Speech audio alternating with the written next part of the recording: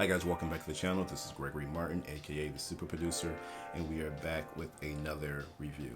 But before we get into the review, please don't forget to hit that like button and subscribe to the channel. It keeps you notified whenever I post a new video. And with that being said, let's just get right into today's content. So today we are reviewing, just like the title card says, Self-Made. So Self-Made is the new Netflix series, limited series, chronicling the life of Madam C.J. Walker. I didn't know too much about Madam C.J. Walker prior to this particular series being made. Apparently, Madam C.J. Walker, her name was Sarah something. I forget the last name. I'll post it right here.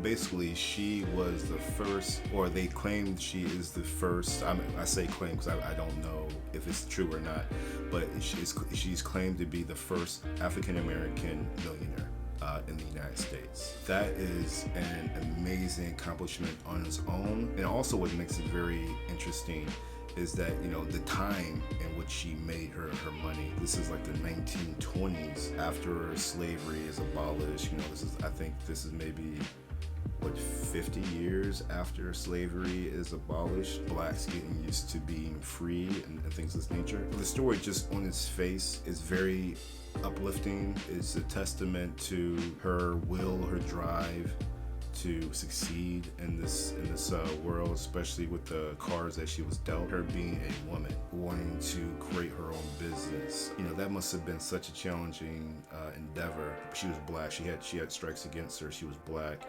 She's a woman. And then for her to supersede some of the black men of the time, I think it must have been a very challenging from that aspect as well. Just the hate from men feeling emasculated because of this woman's success. It was a very interesting and very enlightening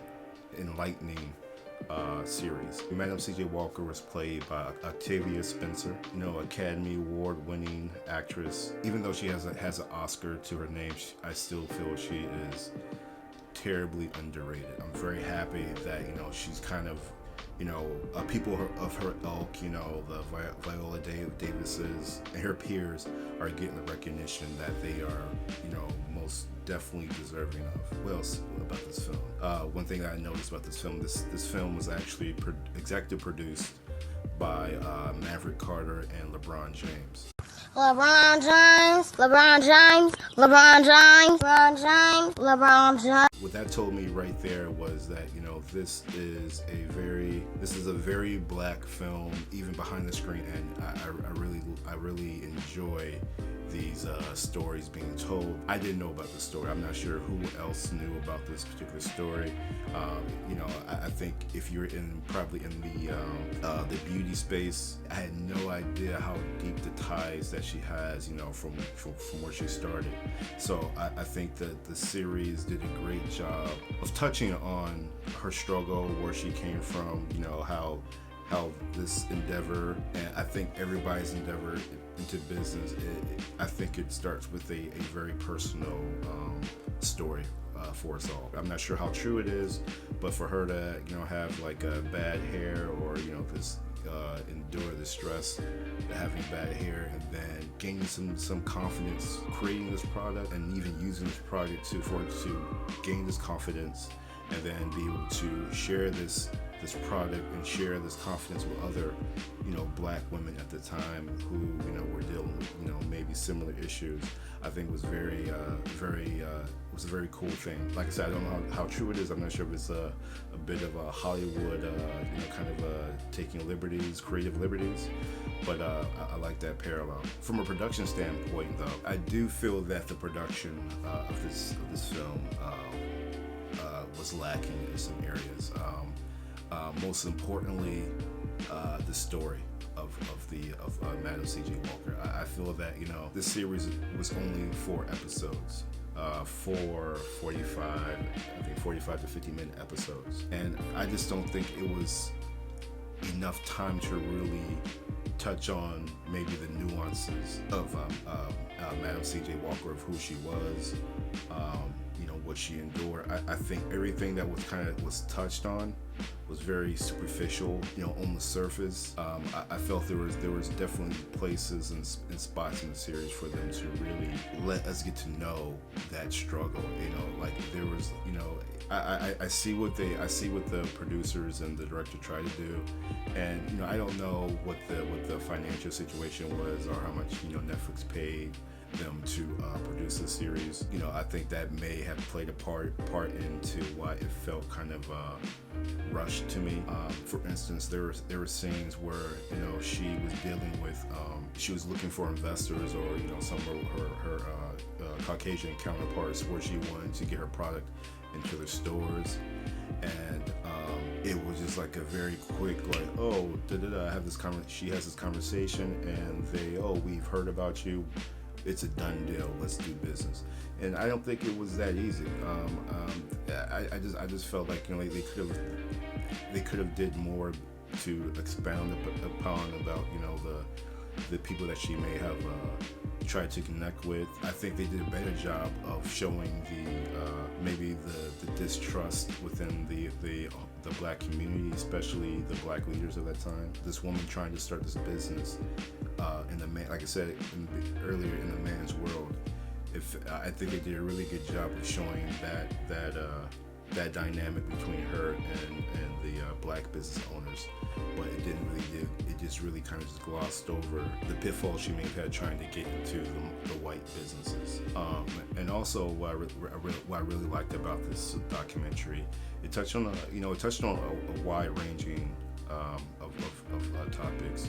One of the central themes of the series was colorism, light skin black people versus fairer skin black people versus darker skin black people. I think they did a really good job of highlighting, even today, that it's still a thing, and I think the film did it, or the series did a really good job of highlighting how that played a part into Madam C.J. Walker's success, the tribulations that she went through trying to get her business off the ground. Her husband suggesting that they use a fairer skin model to represent the brand. Even to this day, it still permeates through society that to have a fairer skinned person to kind of represent your brand, or attractive person, is seen as a guaranteed way of success. And I think she could have easily kind of sold her soul and went that route, and she probably would have been, maybe even more richer than what she was at the time. But for her to kind of forego that and use her face as the face of her brand was really cool. And then after the series was done, I actually went to Google to look at, to find more information about her. And for me to see her face, I was like, wow, that's crazy that she had the balls to really do that. And then just kind of looking at some of the photos that I found online, she looked like a badass. She looked like someone who was she was not to be trifled with. Like she was a titan of industry at that time. I think that was so cool. Another thing that I liked about the production, they did a really good job of encapsulating the time. I think they did a fairly good job. Again, I think there was maybe some limitations financially. I could definitely tell where there's they kind of skimmed on certain things. Because maybe they just didn't have the money to do it. I don't know. Another thing that I didn't particularly love, I know that this is the 21st century. LeBron James was involved.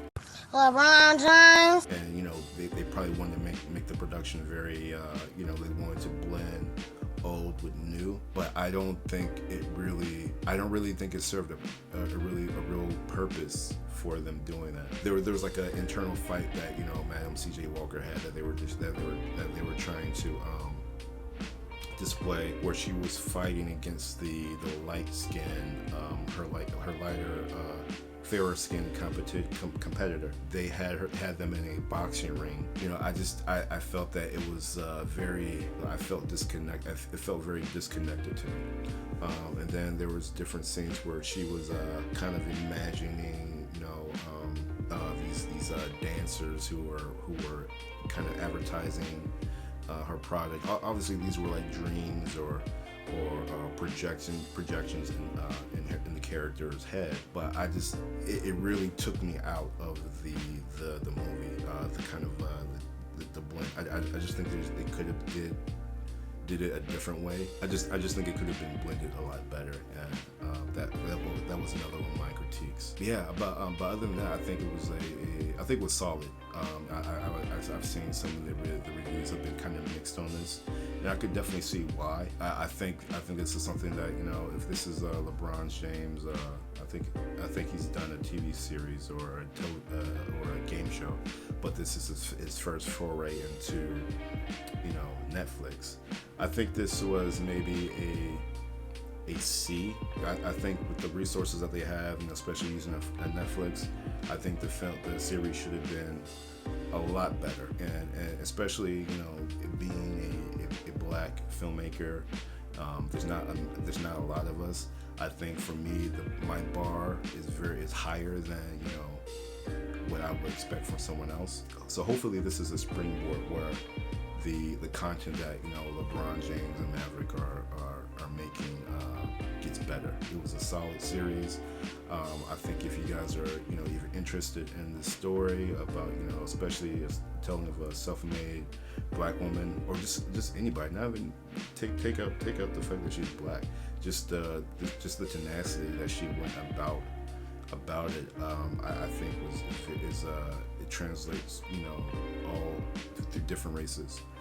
So it's definitely worth a watch. The acting was pretty much solid without Octavia Spencer is Octavia Spencer. Some of the writing was kind of clunky. Tiffany Haddish, I think she was serviceable. I think they could have probably gotten someone else to play that role. I didn't hate her in it, but I think they could have just got someone better. W.E. Du Bois, I don't know who the actor was. I think he was playing a caricature of W.E. Du Bois. Blair Underwood. I saw a meme maybe a couple days ago about he always plays the bad husband, and it just made me laugh because that's just what he plays. He plays these crazy characters. Like I remember I think the very first film that I saw him was Just Cause, which whenever I think of Blair Underwood, I think of that movie. But yeah, I just think it was too short. That was probably my major critique, and then also that it was too superficial to my liking. But those are my thoughts. I think it's definitely worth a watch if you have the time to check it out. If you have if you're not watching something else, it's definitely worth a watch. That's it. That is my review of Self-Made, the story of Madam C.J. Walker. If you liked the video, please don't forget to hit that like button. Subscribe to the channel. Like I said, it keeps you notified whenever I post a new video. And with that being said, I'll see you on the next one.